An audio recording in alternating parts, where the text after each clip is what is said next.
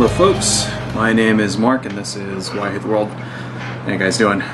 So this is a video about thoughts on the Day of Rage, which is the Michael Brown shooting and the aftermath.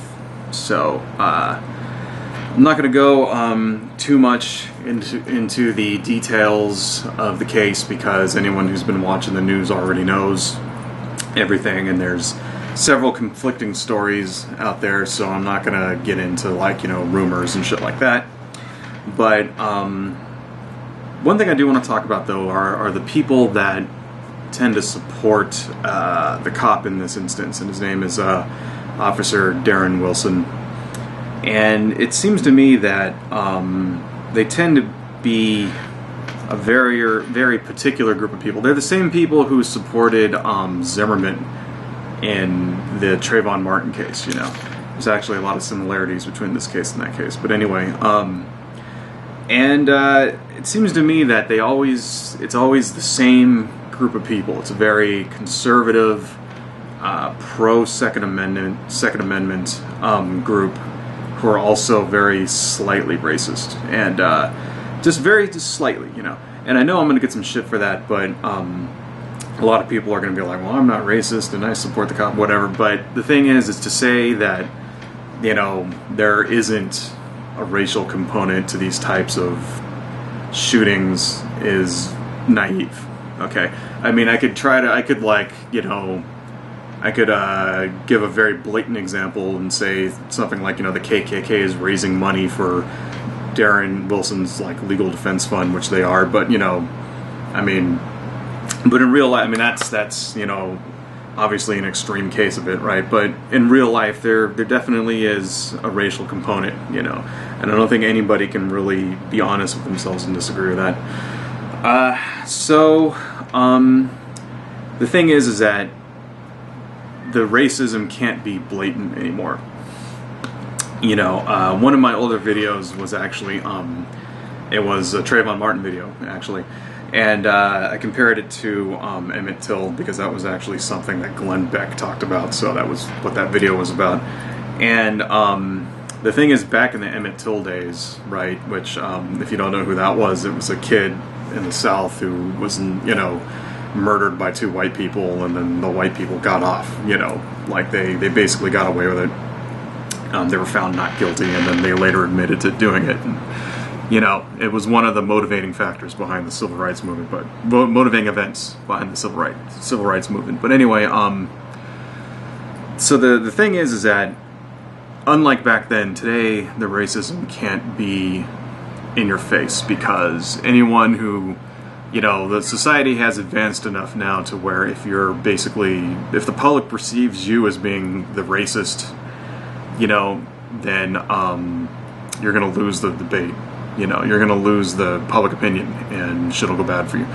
So instead, what they try to do is they try to slander the character of the victim in these cases. And that's definitely what happened to Trayvon Martin, and I'm seeing the same thing with this guy, Michael Brown. You know, a lot of the critics online, you know, basically saying that he was a crook and all this other stuff, you know. And I just saw, for instance, there's a video by Stefan Molyneux where he goes into all the different, you know, facts of the case and, you know, stuff like that. And the thing is that all of that stuff is irrelevant to the actual shooting. See, it doesn't matter. Like, you know, like for example, supposedly Michael Brown was stopped by the cop because he broke into a store and, like, stole some cigars. And it wasn't an armed robbery, is what they call a strong arm robbery. It's when you just run in, grab some shit and leave, you know. And there's a surveillance video of him, like, getting some cigars and then, like, pushing a guy out of his way and exiting the store. And supposedly that's why the cop stopped him. Well, actually, the cop stopped him because he was walking in the middle of the street, and then he pulled him, and then he, like, came back because he saw that he had some cigars, and he matched a description of a you know, suspect and whatever, right? And the thing is, it doesn't matter, you know, like, if that actually you know, maybe has some relevance to the case. But then, you know, the same people like Molyneux goes on and he talks about how the kid was involved with drugs and he was stealing these cigars in order to make blunts, and, you know, that the kid had a past criminal history, and that the lyrics to his rap songs were all about chronic and bitches and, you know, being a gangster, and you know, and that he, on Facebook, he had pictures of him doing gang signals, and also he did likes on street fight videos and shit like that. None of that shit's relevant. You know, none of that is relevant to the case at all, right? It doesn't matter who the kid was. It doesn't matter what he was into, right? That doesn't mean that it's okay to shoot him 6 times, okay? People don't... See, the thing is when you present it like that, then suddenly what it does is that when people see all of that shit and they go, yeah, well, the kid deserved it. He was obviously a thug, you know. You're basically, it's character assassination, you know. Also irrelevant is the criminal record of his friend. His name was Dorian Johnson. He's the guy with the dreads. You know, he's been on TV a couple of times giving statements about, you know, his side of the story and so on. You know, and supposedly he has like an arrest record and some other bad shit in his past, right? All that shit's irrelevant too, right? And then another thing was that there's a woman who went on a local radio show there and basically gave Darren Wilson's side of the story. And this woman was, her name was Josie, and she was a friend of Darren Johnson's fiance. That's also fucking irrelevant. I mean, the thing, was she there? Was she a witness? No. So it's basically just hearsay is what it is. See, here's the thing.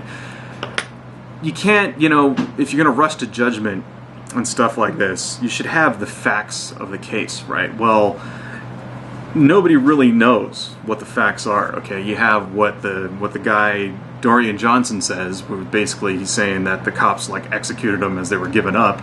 And then you have the cops' side of the story where the cop says that, you know, they got in a fight and he went to steal his gun, and then he ran away. You know, Michael Brown ran away and then for some reason turned around and ran back, and then that's when he shot him. I find that hard to fucking believe. I mean, you know, who knows? But the thing is it true? Did it really happen? Maybe, maybe not. I don't know, you know, what actually happened. And that's the thing, is that nobody knows what actually happened, right? There is no definite, like, you know, nobody knows, right? Unless you were there, unless you saw it. There's no video of it, so there's no proof, right? So the thing is that, you know, detractors will go on and they're basically putting out all of this stuff so that people jump to their own conclusion, and they jump to the conclusion that they want, that the kid was like a thug and it was okay to shoot him, right? And that's the problem with this kind of thing. It's like, you know, the media puts out a story and they slant it in a certain way, and then some parts of the media went with he's a gentle giant angle to the story, right? Other parts of the media, you know, namely Fox, went the other direction. Oh, he's a gangster, he's a thug, and shit like that. You know, it's you can't make judgments when it comes to these things. All you can really look at is, well, should the cop have shot him? You know, was he justified in shooting him? And was it right? Was it not? And, you know, I don't know. All right, I find it personally hard to believe that somebody would run away from the cops and then when he's going to get away, turn around and run back at them. That doesn't make fucking sense to me, right? One of the things that Stephen Molyneux says in his video is like, well, maybe the kid was on drugs, right? And that's why he did it, and that's why it took 6 shots to shoot him. You know, well, he smoked weed is what he did. I mean, if he was on drugs and then he was on, you know, marijuana, well, you know, you're not violent when you're on marijuana, and plus, you can't take 6 fucking bullets when you're on marijuana, right? It's bullshit. It's not believable. And what I personally think happened is irrelevant too. I mean, I'm not going to say one way or the other because I don't know what happened, but I can smell bullshit. I know bullshit when I see it, and I know that the cop is lying, and I know that probably fucking what's his name, Dorian Johnson, isn't telling the truth either. You know, it's probably some mix in between, right? And it's kind of just really, really, you know, kind of sad that we can't see this for what it is. Like, people have to take a side. That's the sad part, is that everybody goes, well, you're on this side, you're on that side. You know, what if you're not, you know, I'm not on nobody's side. My side is that the cop shouldn't have shot him, and then people shouldn't have rioted afterwards. Okay, and that's the second point I want to make. Is the second point I want to make is that rioting doesn't help anybody. Okay, I remember back in the 90s, you know, back when I was a kid, and the LA riots happened in LA because, you know, I live in LA. And, you know, shit was hitting the fan, and I've mentioned before that my dad was actually a police officer here. You know, he was a cop, and then he was in the Air Force Reserves, and then after he retired from being in the Air Force, he went into, after he retired from the police department, he went into the Air Force full-time, you know, just in time for fucking 9/11. But anyway, so at that time, he was actually a cop, and I remember this because he had to, like, leave at fucking 3 in the morning because shit was hitting the fan downtown, and, you know, you could see smoke and all that other crap. It was crazy. Right, and the thing is, I went to school the next day, and then they tried to talk to us about it, and I didn't know who to fucking believe, right? I mean, my dad's a cop telling me one thing, you know, you see shit on the news, and then people at school tell me other things, and it's like, I don't fucking know, but what I do know is that going around and burning shit down and looting and smashing things doesn't help your side at all. You know, it doesn't help. It doesn't help. The cops are only going to come down that much harder if you go out and you destroy shit. Right. You know, and I'm even actually to the point right now that I think that protesting in general doesn't help. You know, like going out and marching and shit, I don't really think it does anything, you know. Now, that doesn't mean I don't think people should do it. You know, I think people should do what they want to think. You know, people should do what they think is effective, you know, whether that's voting or, you know, protesting or whatever, right? Doing sit-ins or something, as long as it's legal and nobody gets hurt. I'm all for whatever you think. But me personally, I believe in the power of the ballot, you know. I think that if you want to affect change, you need to get out, you have to get organized, and you need to vote. And that's the only way that you're going to get any real change, is what I think, you know. Shit like this, because what happened afterwards was that, you know, it sparked this fucking shitstorm, and people just went fucking nuts and rioted and all that stuff. And yeah, you know what'll happen in the short term? The cops will adopt a policy saying, okay, don't shoot people. That's what'll happen, right? And the next time it'll be, you know, maybe a few weeks or a few months, there'll be another shooting. And the cops are going to be on, like, all over it like white on rice, and they're going to be like, our ass is covered, and, you know, that'll happen for a little while. And for a little while there might be a little bit of improvement, but eventually it's just going to go right back the way it was, right? Because the problem is not, you know, it's not something that you can just, like, you know, it's the problem is endemic to our society, okay? And just fucking, you know, you can't scare it away.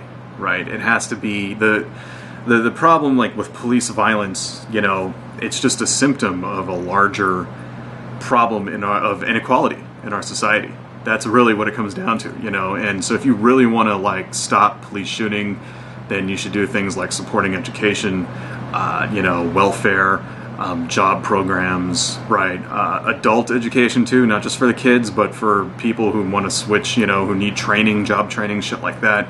Right, and those are the problems. If you want to solve people getting blown away in the streets by cops, you need to solve these things, right? And as a consequence, you'll also do a lot to lessen racism, because, you know, at least violent racism, you know, the kind of racism where you can use it to justify somebody getting killed.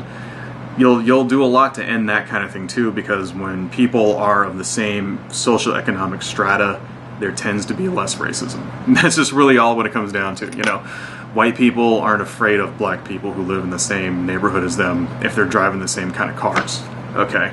They're afraid of black people that live on the other side of town, and they think who are going to come and, like, break into their house. And that's just how it fucking works. So anyway, it's just sad to me. I think that, you know, our national discussion needs to get past taking sides when it comes to cases like this. You know, I think we need to kind of have a larger discussion about, like, why does this shit happen? Why, you know, and why is it that, you know, black people get shot specifically? Because that's another thing that a lot of people, it's kind of going unsaid, is that if this guy was white, if Michael Brown was white, this shit wouldn't have happened, okay? And that's the goddamn truth. And the same way that if Trayvon Martin was white, it wouldn't have happened. Same way that if Emmett Till was white, it wouldn't have happened, all right? these people would not be dead. Okay, at least, I don't know. So anyway, folks, I don't know. Adios.